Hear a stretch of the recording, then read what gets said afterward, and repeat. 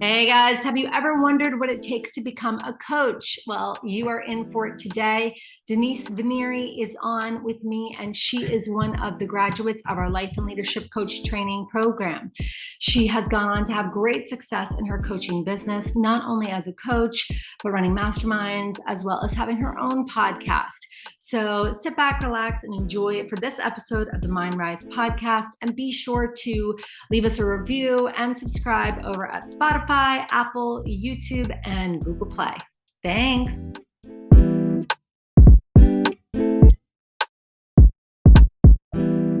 So Denise, I am so pumped to have you with us today.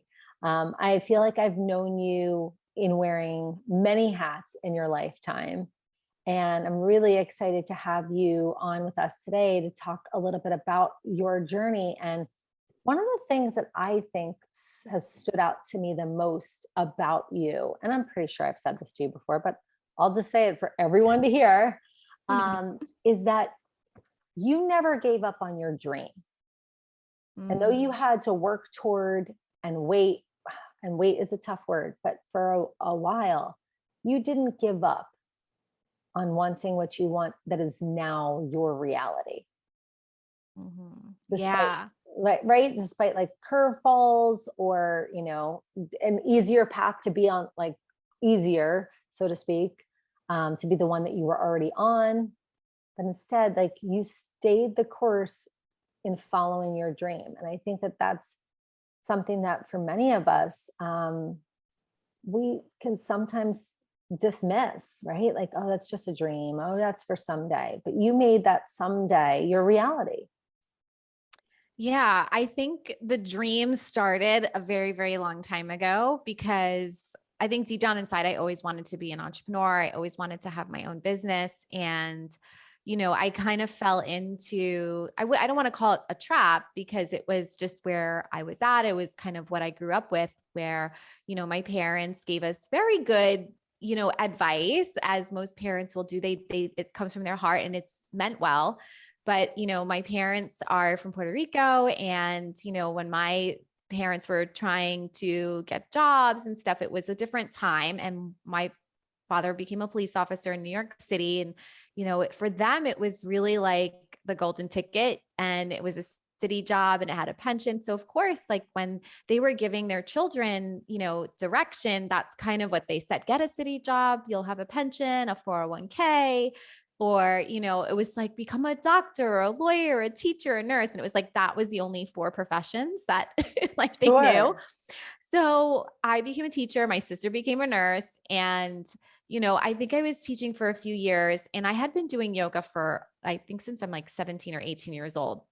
And when I moved to New Jersey after I got married, I wanted to find a yoga studio out here. And I went to a yoga studio that was very different from the initial one that I went to. And like the world just opened up in terms of like yoga philosophy and energy and, just like the power of breath work and all of these other things that I don't think I was really exposed to in some of the yoga that I was doing 20 years ago.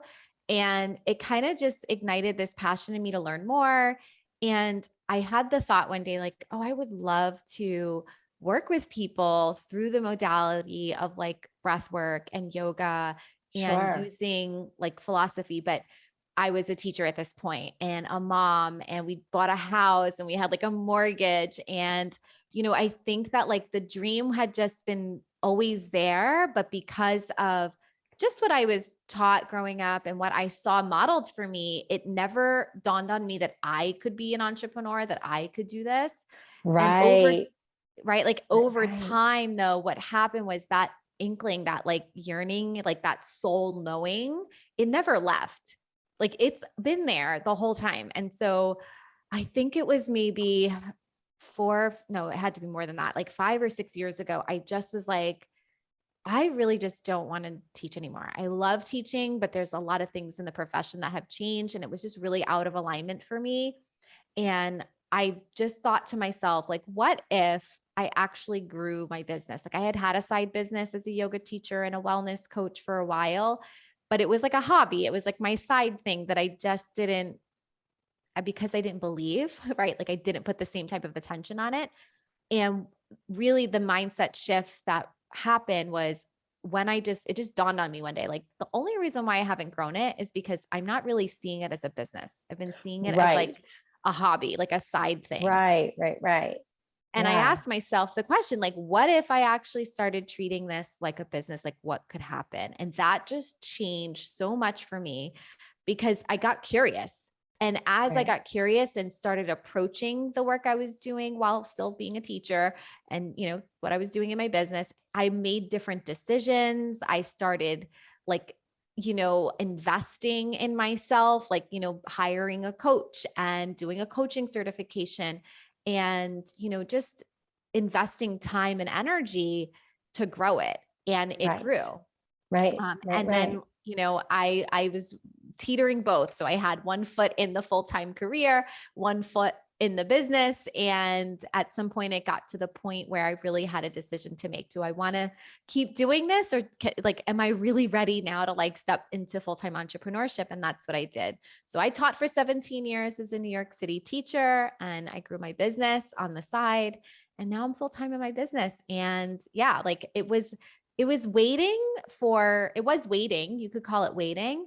But I think it was more about just the evolution of that journey for me. Right. And I think it's interesting, like you said, there was almost a mindset shift from this is a hobby, right, to this is a business. And you said some of the hallmarks of that shift were you starting to, the way you spent your time, right? You started to invest in yourself. You did, and I'd love for you to share a little bit about your experience. Like you did our life and leadership coach training program, right? And I remember like you at that time, and you would take off the time that you needed to dedicate to doing the program. And for all intents and purposes, like what you grew up with was like you probably only saw your parents with their city jobs taking time off if someone was sick or you're going on vacation, period. Versus you are now like, no, this is important to me. And like you would be there in person. And therefore I was like, no one else gets a pass of not being here in person because if Denise can make this happen. I'm sure you've all heard the saying, nothing changes if nothing changes. And that's true. It's really hard to make change in our life without taking the time to actually look at the way that we're showing up in the world and the thoughts that we have that really dictate the way that we show up in the world. That is why we created the 90-day Elevate Journal. You're definitely going to want to grab this, and it's available now on Amazon. The 90-day Elevate Journal is essentially designed for you to take a deep dive into what it really means to rise, transform, and lead. Grab your copy for less than $20. You can always visit www.themindrise.com/elevate or check it out in the show notes. But you need to grab your copy of the 90-day journal now and really elevate to the next level. So, but how do you, like in that experience that you had, like how did you know that you were on the quote unquote right path? Because a lot of times we doubt ourselves when we're doing something outside of the mold that we had grown up with. So how did you know that you were on the right path? And were there moments of doubt along the way for you? Like, oh my gosh, I'm going to leave the pension benefits job and now I'm going into the great beyond. Oh gosh. So let me just preface this answer with, guys, everyone who's listening, doubt is not the problem. If you have doubt, that is normal. And that is something that I normalize for my clients, something that I normalize. Like I have a podcast, I talk about doubt and, failing as being part of a process. Those things aren't the problem. If you're afraid, if you feel doubt, that is normal. Like that is normal for you to feel. If you don't have doubt, I'd be a little suspicious of like, why not? What's wrong? What's wrong? Right. So the doubt is normal. Right. And I think I made peace with that. That was probably another shift that I had is I had doubt and it stopped me from taking action. And then one day I just realized like, oh, like the doubt just gets to be present. Right. So yes, I had a lot of fear and doubt around, giving up the pension and the 401k and the medical and like all this stuff that people say, like you have to have job security. And I was like, I really just started to question the things that I started to adopt as truth. And what happened when I asked those questions was, I was like, yeah, but there's so many entrepreneurs out there making millions of dollars. Like, I don't think they care about the 401k and the pension. Like, I don't think they care. Right. And I thought to myself, okay, like I can run numbers. I can look at the numbers I'll have. And it really came down to this. In order for me to get to my pension, I would have had to do another 18 years. I just did 17. And like the last 6 were very rough. The last 10 were rough. And I had to really weigh that against like, I'm going to do double what I just did for a pension that I'm not even positive will be there in 18 years because Yes. who knows what's going to happen. Right. And then I really took my brain to, well, what if I just made more money in my business every year? Like, am I really going to care about that pension and 401k? Could I set one up in my own business? And when I started listing all the problems my brain gave me that created the doubt, like, because that's what your brain will do. It's like, oh, I have this thing I want to create, this thing I really want to do. And you can feel really passionate about it, but then your brain's going to flood you with all the problems it sees. Course. Yes. And then you'll feel doubtful. And then that could stop you from taking action. So what I eventually did was I solved for every single one of those problems. I took my brain to worst case scenario. And then I said, okay, what's best case scenario? Sure. And I literally solved for all those problems. And once I did that, I could see how I could actually do this. And that's what allowed me to start, really shifting to, okay, like I want to leave when I have these markers in my business, that's when I'm going to resign from my teaching career. Right. And so that's what helped me with that. And by the way, now that I'm in my business full time for a few years, there's still doubt. There's still going to be moments of like questioning and uncertainty. So I don't want to send the message that like, oh, once you go all in, like everything's going to be fine and then you won't have doubt. No, like you'll have doubt forever. Like it just gets to be like the silent passenger in the car, but it doesn't get to drive the vehicle. You do. Right. Yeah. So that's kind of what happened with, with the conventional wisdom that we're taught. And I feel like the most job security anyone can actually have is when you're using your mind and you're leveraging your skills and you're deeply passionate about the thing that you're doing. That's what's going to create job security, whether that's you as an entrepreneur, as a business owner, or you working in a traditional 9-to-5. Right. So when we're going through the process of saying yes to ourselves, and I like to think of us getting these like winks from the universe, right? So you find out about our life and leadership coach training program, and what made something like that be a yes for you for where you were at that moment? And from there, how was that a jumping off point to what you did next in building your business? Oh gosh. Okay. So this all probably starts with like the first yoga teacher training that I did, because when I did that move from New York to New Jersey and I realized there was so much more to learn, I was like, I think I want to do a yoga teacher training to learn even more. And I found a program, and I've had the same teacher for over a decade, and I still visit my teacher at her ashram. And that just spurred forth this like whole world of like personal development, really. And I think of coaching as like the OG coaching is really yoga because there's so many similarities between, the way yoga philosophy talks about the mind and thoughts and how we create our reality. And then it's a lot of the similar concepts in the coaching world. And from the yoga, from studying yoga, I started getting into Ayurveda, and I did a whole, I've been studying Ayurveda for like 6-7 years. And my teacher is also a psychotherapist. And she did a mini coaching program to teach you how to coach your clients when you're holding space for them and their health issues and wellness issues. And it was fabulous, but I knew there was more for me to learn in holding space for people. And so I'm trying to remember how it happened. I feel like I had just wrapped that one up like a few months before. And I was like, it was really good. And it made me want to learn more how to hold space one-on-one with somebody, because we're not taught that in a yoga teacher training. Sure. and we're not, Absolutely. and in the Ayurveda training, that really isn't the point, right? It's like, if they're presenting these things, like these are the questions to ask, and here's like the plant, Sure. Sure. here's the Sure. plant that can help with that. Right. So I was looking, and I think like, it's like, you just put the intention out there, and then like something popped up in my field, and it was like, oh, and I was like, oh, and I know Bailey.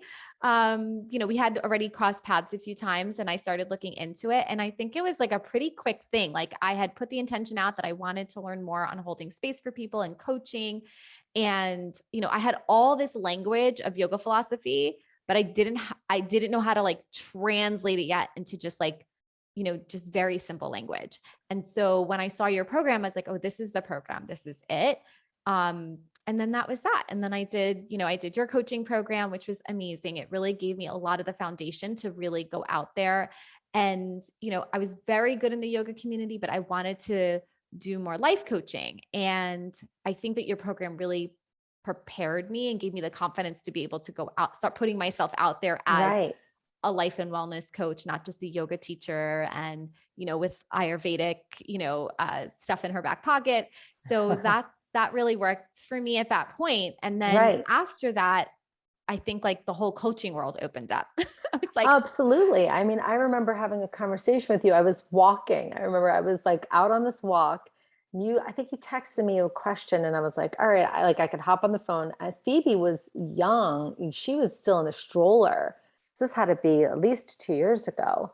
And I was like, okay, she's taking a nap, but like I can chat. And I remember, having a conversation with you about like building communities and building those relationships, and building your expertise. And it was just like so awesome. Like, this is we could all have a sorted relationship with social media, but this is one of my favorite parts about social media, was then watching Denise take like her concepts that she'd been learning and like what she had integrated, and watching her grow her coaching practice, and just seeing you more and more confidently putting yourself out into the world.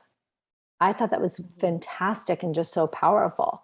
But I remember having this conversation like, okay, great. Like, I'm a coach now, but like, how do I do it? Right. When we're stepping more and more into that identity.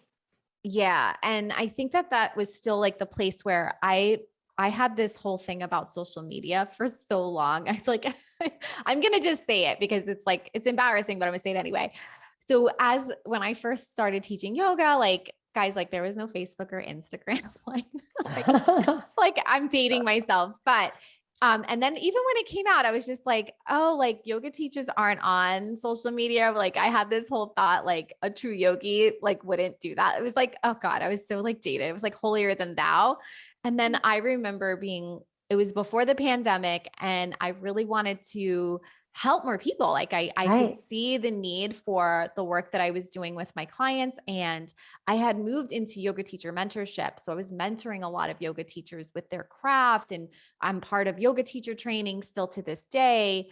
And I was doing women's wisdom circles. And I was like, okay, I think I really want to support more people. There's a need. And social media was kind of like the answer. And then someone told me that there was like yoga teachers with millions of followers. I was like, stop it. And I was like, who are these people? And I went online and I was like, oh my gosh, like this is like, I've been thinking about it all wrong. Like, this is a great way to have community. This is a great Right. way to build relationships with people. And that changed a lot of the way that I started looking at like being online and being on the internet and like keeping connections with people and making new connections and collaborating with people.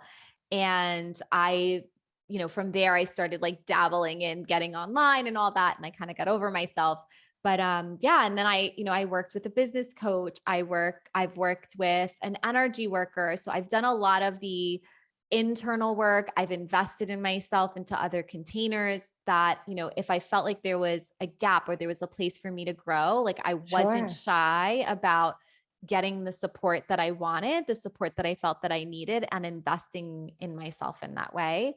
And so I think that that's like, that's part of the story, right? Like, it's some people, I think they think like, oh, I'll just go get the certification and then And And then then there's like a there's like a magical ordainment. I'm like, no, yeah. that's not how it works. Yeah, it's like a screeching halt, right? And this happens Right. with you. This happened with like my yoga students. And why I used to mentor that. I haven't run a mentorship in a couple of years now, but what I saw happening was so many of them would finish the 200-hour and never do anything with it. And it wasn't like they didn't want to, they did. So I was like, what's happening? This person really wanted to be a yoga teacher. This person really wanted a business. They Right. wanted to leave their job and like do retreats. Like what happened? Or the other thing I saw was they would go right from the 200 into the 300-hour and then not do anything after they spent 500 hours of study. And I was like, what's happening with these people? Like, what's going on? And it was literally like the same trajectory that I had been on a few years before, where they just didn't kind of believe necessarily. They didn't know how to get their foot in the door to a yoga studio or how to create a yoga program for clients and do work with Sure. people one-on-one. So I kind of filled a gap.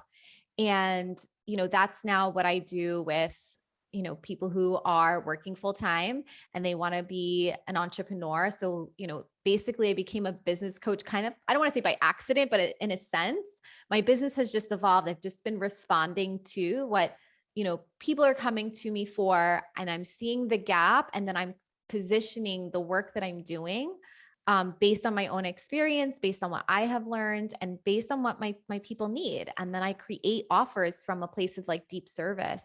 And it has worked really, really, really well for me. Right. And I think I want to emphasize that point is creating something from a place of service. Right. And it's interesting. I find, and funny enough, like all the clients I've spoken with this morning had a running theme, which I thought was so important and profound around self-abandonment and boundaries. And I think that it's like when we talk about wanting to do something from a place of service, it's so important that the service that we show up in is us living our unique purpose, right? Rather than like, I can help you and I can help you and I can shape shift and make sure that I'm meeting your needs, and then we end up last on the list. But instead, flipping that paradigm to understand deeper that when we are aligned with ourselves, right? Only then, from that place of being aligned with ourselves, knowing ourselves, loving ourselves, can we show up in service? Because otherwise, we're going to shape shift and we'll be like, okay, what flavor do you need me to be? Like, who do you need me to be? Because we're inherently built like that. We want to people please because it ticks the boxes of our survival mechanisms. So I love what you're Yeah. saying about coming from that place of service because you did the work to know who you are.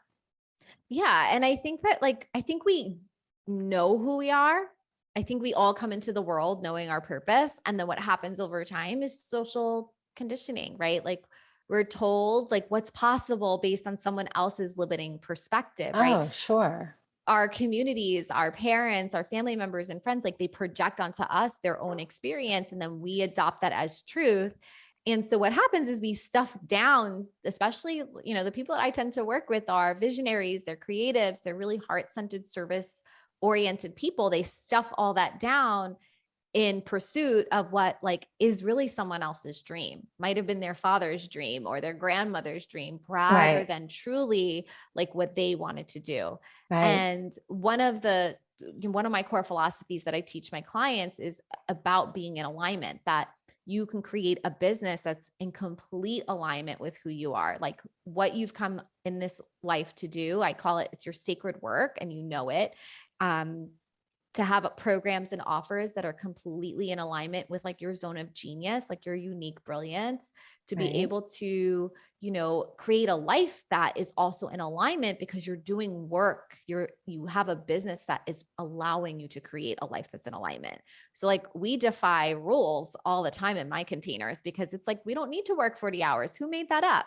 Right. I didn't, Right. right? Right. Like It's largely from the industrial era. Yeah. right. Like Henry Ford one day said, let's do a 40-hour work week. And then everyone got on board and we haven't questioned that in like 100 years.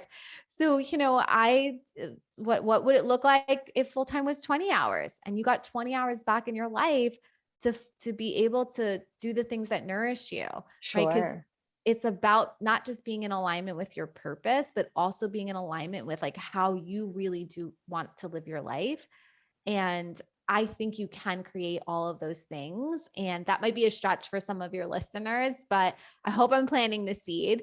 Um, and it doesn't mean you have to be an entrepreneur to do that. You can find ways to create this for yourself in your own life, but it does require listening, right? Like a deep listening to like what's on your heart, like what's in your soul.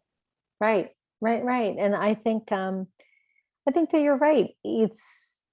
It's important to listen, and at the same time, I would definitely throw in the mix that it's also really easy not to listen.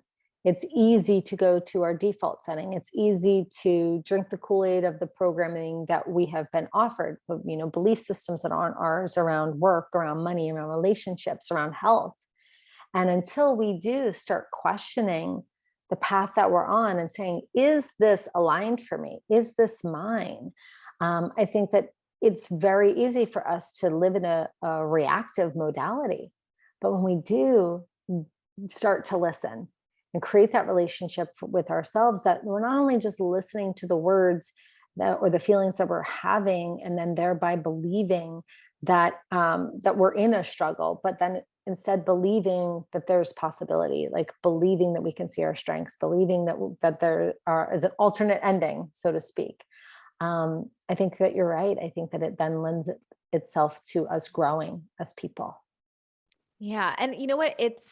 I think it's easy, like you were saying, to just go to default mode, but I would even question that too, right? Like, is it really easy to live life out of alignment? Is it really easy every day to get up and to be doing the thing that you don't really love? And listen, for some Right. people, they're like, yeah, that works for me. I don't have to love my job. I can leave it at the door at 5 o'clock, right? And then like I get to spend my evenings and weekends, and that might work for you.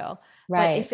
if you're doing something that's really not in alignment and you're in that default mode, like, I don't know if it's easy. I think you can tell yourself this is easier, but is it really, right? Like if you're not Exactly. feeling satisfied. Yeah. Right. It's interesting. And um some of the research that I've read has come around to there's only a small percentage of people that are essentially willing to beat to their own drum. And it doesn't mean that it's not accessible to everybody, but the key ingredient isn't like, who's the smartest or who's the most popular or who has the most likes. The key ingredient I find time and time again is willingness. Are you willing to do it? And that's what I so admire with you, Denise, is that, you had a path that was more or less like offered to you. Your parents said, like, here's what you should be doing. Here's what we did. And of course, they say these things because they want to keep us safe, right? But they're like, okay, Denise, here's the path, and you're like, okay, I'm on the path. You're on the path, like this. I can do this, and I'm good at it, but it's not my soul's calling. Well, what else is there? Let me check out yoga. Let me check out the Ayurveda. Like, let me, step into coaching. Let me do mentorship. Like, let me grow my business. And all of those things were not a well-worn path for you to follow down, but instead you getting more and more in alignment with yourself so that your expression in the world is the truth of who you are at this moment in time. Yeah. And those decisions to, signing up to do a yoga teacher training to investing in a coaching certification or investing in my own coach, right? Like Right. those are not well-worn things because we're actually not taught to invest in ourselves at that level. Like I have these conversations with clients all the time, like whether people are thinking about investing in my programs or my clients who are, signing their own clients and navigating those conversations. And what it Sure. always really comes back to is in our society, in our culture, we are not taught to invest in ourselves. Like for a long time, investing in personal growth or personal development was seen as weird and strange, and like you spent thousands of dollars for what? Like, people are like, no, you Sure. have to go buy a car. And I'm always like, it's so funny because we can call debt has such a negative connotation, but it's really about like, what did you incur the debt for? Are you incurring debt for something that truly doesn't bring you fulfillment, isn't going to move the needle in your life? Or are you incurring debt because you know that on the other side of that, you're going to get what you want? So to me, not all debt is equal. And I love how like, yeah, we can totally spend, you know, a $500,000 mortgage is completely normalized. It's going to take you 30 years to pay it off. Right. But to invest in like, you know, to have a better marriage, to learn Mhm. how to really have a better relationship with your finances, to grow your business, to become a coach, right? Like Right. those things are like they're not as it seems like I think the tide is turning, but those things were not Sure. as valued. So yeah, I had pushback from people like, wait, why are you investing in that? And why are you trying to do this? And you know, you just have to like dig your heels in a little bit more to know like that this is what you want. This is, you know, other people don't have to understand like where you're choosing to spend your money and, you know, the decisions that you're making. I think it's always an opportunity for me to just like firm up my conviction and my commitment to like what I want. And Right. like my mission is to normalize the tools of, you know, coaching and yoga and Ayurveda and like these holistic practices because they work. Right. Right. Like Right. they work. Right. Yeah. Absolutely. Just like any tool, it's like it works as long as you use it. Yeah, exactly. And you know, sometimes yeah, you're going to have to like invest, get some skin in the game, but it to me Right. every investment has been 100% worth it. Love it. Love it. Love it. Denise, so good jamming with you today. And, you know, I would encourage everybody to follow Denise's advice for sure and to make that investment in yourself, because that's what it comes down to. You know, we are always our own best bet for sure. Mhm. So Denise, where can we find you on the World Wide Webs? Where are you hanging out? LinkedIn or Instagram, Facebook? Where are Yeah. you hanging out? So I am on Facebook, Denise Vernieri, but you know, I love to hang out on Instagram. I'm always like posting on stories and it's one of my favorite places to hang out. So I'm at Denise Vernieri. My website is my name. So denisevernieri.com. I hope you'll like link to all that because my last name's a doozy. Yes, um, all the links will thank- be in the show notes for sure. Great. And then I have a podcast called Spiritual and Rich AF, and that's on all major podcast outlets. So you can find me there. Awesome. Come hit me up and say hi. Awesome. Thank you so much, Denise. You're so welcome. Thank you, Bailey.